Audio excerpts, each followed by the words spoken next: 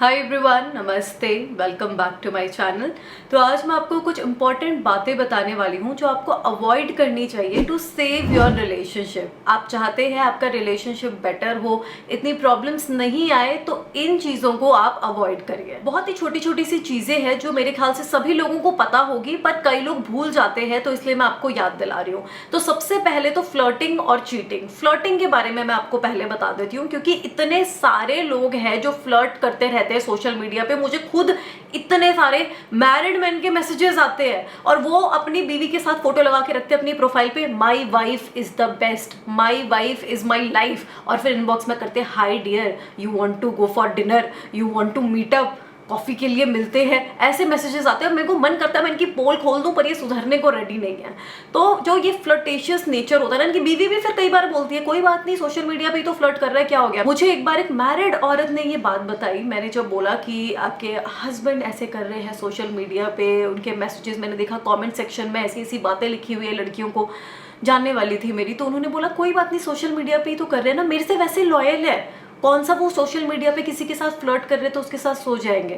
पर आपको नहीं लगता कि ये भी गलत है? जो इतने हाई लेवल पे फ्लर्टिंग हो रही है, एक हेल्दी अनहेल्दी फ्लर्टिंग होती है, वैसे तो दोनों ही गलत है, पर थोड़ा बहुत तो ठीक है, चलता है, पर इतना ज्यादा नहीं चलता है, उससे आपका रिश्ता खराब होगा। और पता है बहुत सारे लोगों को ये लगता है कि चीटिंग सिर्फ यही होता है कि अगर किसी के साथ आप फिजिकल हो गए तो वो चीटिंग होती है, पर जहां पर इमोशनल बॉन्डिंग भी हो रही है ना किसी और के साथ, आपके साथ कोई इमोशनली वो कनेक्टेड फील नहीं करते हैं, किसी और के साथ इमोशनली कनेक्टेड है, तो वो भी चीटिंग ही होती है। तो इतने सारे ये लोग जो हंटिंग पे लगे हुए हैं ना, ढूंढ रहे हैं सोशल मीडिया पे, दर दर भटक रहे हैं, इस ऐप पे उस ऐप पे, अब चलो टेलीग्राम आ गया वो भी डाउनलोड कर लिया, अभी सिग्नल पे भी आ गए, अभी डेटिंग ऐप पर भी आ गए। पता है किस लिए? इमोशनल या फिर फिजिकल नीड के लिए। ज्यादातर को तो फिजिकल नीड ही है, पर कई लोग इमोशनल नीड के लिए भी आ जाते हैं इन सब प्लेटफॉर्म पे, फ्लर्टिंग वगैरह करने लगते हैं, बात करने लगते हैं, इमोशनली कनेक्ट हो जाते हैं, और फिर उनके रिलेशनशिप बन जाते हैं, और वहाँ गड़बड़ हो जाती है अपनी शादी में या अपने सीरियस रिलेशनशिप में। तो जो भी आप रिलेशनशिप में हो, सीरियस रिलेशनशिप है आपका या मैरिज में हो, तो वहाँ पे इमोशनल बॉन्डिंग, फिजिकल बॉन्डिंग दोनों ही बहुत स्ट्रांग होनी चाहिए। इसलिए जो फ्लर्ट करना है, चीट करना है, इन सब चीज़ों को छोड़ दो। अच्छा, दूसरी चीज़ है बिचिंग करना। तो ये काम मैंने भी करे हुए हैं, पर बहुत ज़्यादा इंप्रूवमेंट आई है। और बिचिंग सिर्फ रिलेशनशिप के लिए नहीं, for every kind of relationship.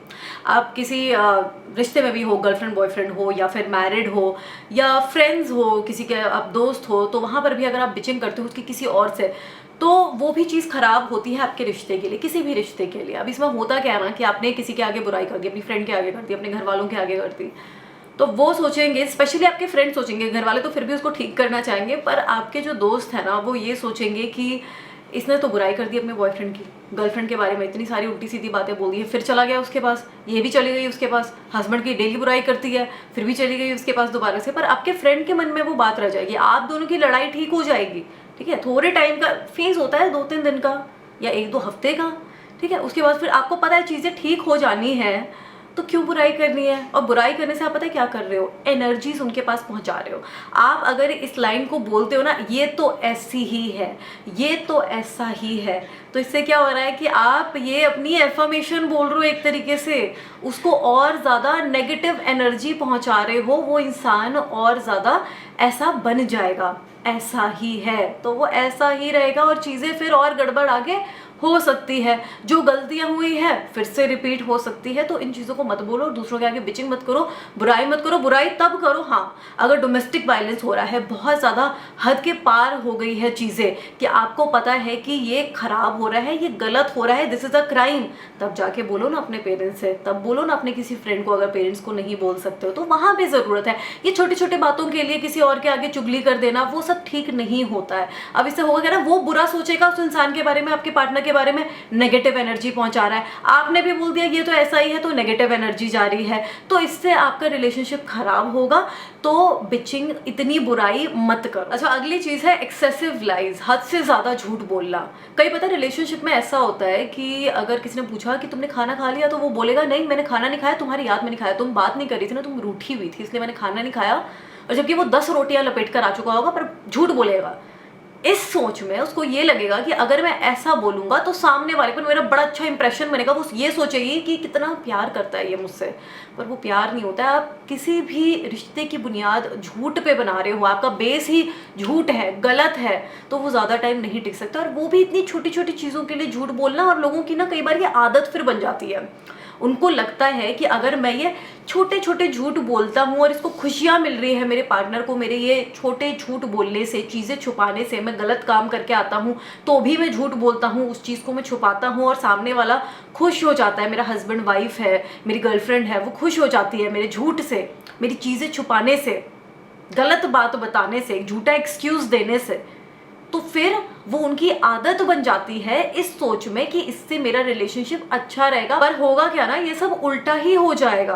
कभी भी गलत चीज़ पर या झूठ के बेसिस पर कोई चीज़ नहीं टिक सकती। स्पेशली ये जो रिश्ते होते हैं, शादियां होती है, नहीं टिक सकती। प्रॉब्लम्स आएगी ही, टिक भी जाएगी तो दिक्कतें बहुत ज़्यादा आएगी। अगर आपका रिलेशनशिप भी चल रहा होगा तो हर दिन कुछ ना कुछ प्रॉब्लम, लड़ाई, क्योंकि इतनी ज़्यादा नेगेटिविटी है।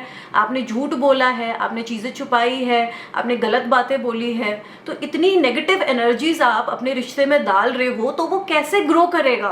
तो इतना ज़्यादा झूठ नहीं बोलना चाहिए। अच्छा, इसके बाद है अननेसेसरीली क्रिटिसाइजिंग। फालतू में खामियां निकालना, ये भी खराब है, वो भी खराब है, तुमने ये पहना है, हर चीज़ खराब है। और वो जानबूझ के करते हैं क्योंकि उनको अच्छा लगता है, उनकी ईगो बूस्ट होती है उससे, उनकी बुराई करके उनके मुंह पर उनको बुरा फील कराना, वो टूट जाए, हताश हो जाए, तो सामने वाले को ना कई बार अच्छा लगने लगता है इससे, तो वो लोग ना क्रिटिसाइज ही करने लगते हैं। और ये फिर दोनों का गेम बन जाता है, ये भी क्रिटिसाइज करता है, इसका पार्टनर भी क्रिटिसाइज करता है। तो क्रिटिसाइज करने से इतना ज़्यादा होता क्या है ना, रिश्ता खराब होता है, ग्रोथ नहीं होती है रिश्ते की। तो अप्रिशिएट करना सीखिए। तो रिलेशनशिप्स आर लाइक प्लांट्स। जैसे प्लांट्स में हमें खाद डालनी होती है, मिट्टी डालते हैं, सनलाइट चाहिए होती है, कभी कभार पानी चाहिए होता है डेली, या हर एक दिन छोड़ के पानी डालना पड़ता है। तो वैसे ही अप्रिसिएशन जो होता है, उनकी तारीफ करना जो होती है ना, वो पानी की तरह होता है। ठीक है, कि हर दिन या फिर एक दो दिन छोड़ के आपको कुछ ना उनको अच्छा बोलना चाहिए। आपने अप्रिशिएट कर दिया कि ये कितना अच्छा लग रहा है आपका, आपने ये करा है, ये कितना अच्छा लग रहा है ना, आपने ये बनाया है खाने में, ये कितना अच्छा लग रहा है, आपने ये पहना, तो कुछ भी आप ऐसे बोल सकते हैं, है ना, कि आप उनकी थोड़ी सी तारीफ कर दे, कुछ अच्छा बोल दे, कुछ भी, तो उसी से दिन बन जाता है। और इससे आपके रिलेशनशिप की ग्रोथ होगी, जैसे प्लांट्स की ग्रोथ होती है, और भी जैसे बहुत सारी चीज़ें होती है, जैसे प्लांट के लिए होती है इतनी सारी चीज़ें, वैसे ही रिलेशनशिप के लिए ट्रस्ट, लॉयल्टी, एप्रिसिएशन, अंडरस्टैंडिंग, तो ये सारी चीज़ें होती है। और वैसे ही एप्रिसिएशन आपके वाटर की तरह होता है। तो हर एक दिन पे या डेली भी अगर आप करेंगे, कुछ अच्छा बोल देंगे, तो इससे आपके रिलेशनशिप की ग्रोथ होगी। इसलिए क्रिटिसाइज इतना ज़्यादा मत करिए, तभी क्रिटिसाइज करिए कि जब कुछ गलत किया हो। ये नहीं कि जानबूझकर आप क्रिटिसाइज करा रहे हैं उनको डीमोरलाइज करने के लिए, उनको बुरा फील कराने के लिए, तो इतना ज़्यादा क्रिटिसाइज ऐसे नहीं कर। अच्छा, इसके बाद है ईगो, घमंड, अहंकार, गुस्सा। जब रावण का अहंकार नहीं रहा तो आपका कैसे रहेगा। और रावण हर साल जलाते हो, उसका मतलब होता है कि इन बुराइयों को मैं खुद के अंदर से खत्म कर रहा हूँ, मिटा रहा हूँ, जला रहा हूँ। घमंड, अहंकार, गुस्सा, ये तो किसी भी रिश्ते के लिए अच्छा नहीं होता। रिलेशनशिप में, मैरिज में तो एकदम ही बर्बादी लाता है, ग्रोथ नहीं होने देता है। और ये वाला जो अहंकार होता है ना कि मैं इससे ग्रेट हूँ, मैं इससे महान हूँ, मैं इससे हर चीज़ में अच्छा हूँ, तो ये बिल्कुल गलत होगा। जहाँ शिव शक्ति बराबर है, जहाँ राधा कृष्ण बराबर है, तो आप कौन होते हैं खुद को ग्रेट बताने वाले अपने पार्टनर से, ये बराबर का रहता है। हाँ, ये मैं मानती हूँ, कई चीज़ें ऐसी होती है, कई दायित्व ऐसे, रिस्पॉन्सिबिलिटी ऐसी होती है जो सिर्फ एक आदमी ही निभा सकता है, और औरतों की भी कुछ ऐसी रिस्पॉन्सिबिलिटी होती है जो सिर्फ औरत ही निभा सकती है। वहाँ पर ऐसी इक्वालिटी नहीं होती है, पर बराबरी में, इज्जत में तो दोनों इक्वल है। कोई ये नहीं बोल सकता कि हस्बैंड महान है, या कोई ये नहीं बोल सकता कि वाइफ महान है, या कोई अगर इंसान ऐसे बोले कि नहीं आदमी ही इस चीज़ में, पुरुष ही किसी भी शादी में बड़ा होता है, या औरत ये बोले कि औरत ही बड़ी होती है, वो भी चीज़ नहीं ठीक होती है। तो ईगो मत रखिए, घमंड, अहंकार, गुस्सा, लड़ाई करने लोगों की, गुस्सा करने लोगों की, बहुत ज़्यादा गुस्सा बढ़ जाता है तो चीज़ों को ख़राब भी कर सकता है। तो मैंने आपको रावण का एग्जाम्पल इसलिए दिया कि अगर हम हर साल रावण को जलाते हैं तो हम जला रहे हैं इन बुराइयों को, ठीक है, जो उसमें खामियां थी। तो आप में भी ये खामियां हैं तो उसको जलाइए, उसको खत्म करिए। एक बार में नहीं होगा, पर कोशिश करिए, धीरे धीरे कर कर इसको खत्म करिए। और ये आपके रिलेशनशिप के लिए और बाकी रिलेशनशिप के लिए भी, बाकी रिश्तों के लिए भी बहुत अच्छा रहेगा। Next thing is that don't drag your arguments. अपनी जो भी बहस होती है उसको खींचिए मत। अगर आपको ये चीज़ पता है ना कि इस बहसबाजी का कोई रिजल्ट नहीं है, कोई आउटकम नहीं है, तो फिर आप क्यों बहस करे जा रहे हो, खींचे जा रहे हो उस बात को। जैसे सब्जी में तेज नमक है, कम नमक है, इस पर बहस कर ली किसी ने बोल दिया, अब सामने से उसने उल्टा जवाब दे दिया, वो हाँ अच्छा ये बोल के भी ख़त्म कर सकते थे, पर सामने से कुछ और उल्टा बोल दिया कि मैं तो ये करते रहूँ, मैं तो ये करते रहूँ, या हस्बैंड ने ऐसा बोल दिया कि तुम्हें तो कुछ आता नहीं है, ये नहीं है, वो नहीं है, फिर बात और बढ़ जाएगी। सिर्फ नमक की ही तो बात थी ना, तो आता नहीं है, ये नहीं है, वो नहीं है, ये सब बातें लाने की ज़रूरत ही नहीं है।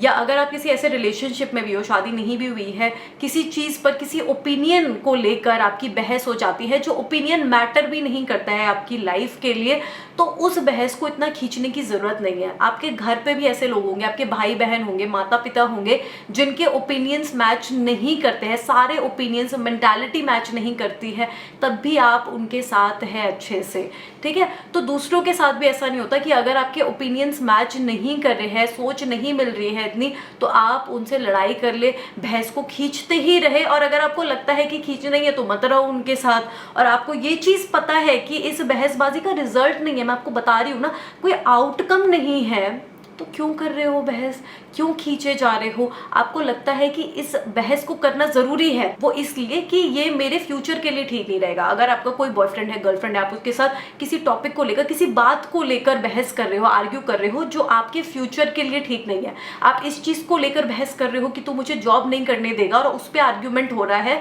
तो आप करिए, क्योंकि वो आपके फ्यूचर के लिए ठीक नहीं होगा, आपके बच्चों के लिए ठीक नहीं होगा, वो बनता है करना। पर ये छोटी छोटी इधर उधर की बातों को लेकर, जिसका आपकी लाइफ से कोई लेना देना नहीं है, उन चीज़ों पर ऐसी आर्ग्यूमेंट्स करना जो खिंचे जा रही है, तो वो ठीक नहीं हो। तो यही कुछ चीज़ें हैं जिनको आप अवॉइड करके अपने रिलेशनशिप को सेव कर सकते हैं, बेटर बना सकते हैं, और उसकी ग्रोथ के लिए भी बहुत अच्छा रहता है। और एक और चीज़ मैं आपको एडवाइस करूंगी कि आप अपनी हीलिंग करिए। अब आप बोलेंगे निधि दीदी बता तो देती है कि हीलिंग करनी है, पर हीलिंग होता क्या है, कैसे करनी है, उस पर भी मैं जल्द ही एक वीडियो बनाऊंगी। तब तक आप इन सारी चीज़ों को ध्यान में रखिए, इन्हें अवॉइड करिए, और आप गूगल भी थोड़ा सा कर सकते हैं कि हीलिंग क्या होता है, और मेडिटेट करिए। मेडिटेशन करने के लिए मैं हमेशा सभी लोगों को बोलती हूँ, रीज़न इसका ये है कि होता क्या है ना, ये जो दिमाग है ना हमारा, बहुत ज़्यादा पावरफुल होता है, स्ट्रांग होता है। तो अगर आप इसको कंट्रोल नहीं करेंगे ना, तो ये जो है हमारा दिमाग हमें वश में कर लेगा।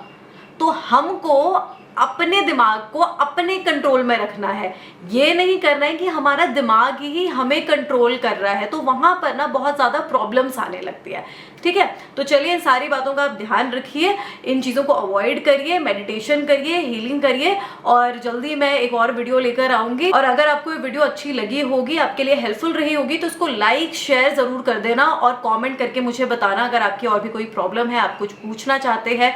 और चैनल को सब्सक्राइब कर लेना, और मेरे सोशल मीडिया पे भी आप मुझे फॉलो कर सकते हैं, वहाँ पे मैं अपडेट्स वगैरह देती रहती हूँ। सबके लिंक्स नीचे डिस्क्रिप्शन बॉक्स में होंगे, ठीक है। अपना ध्यान रखिए, बाय।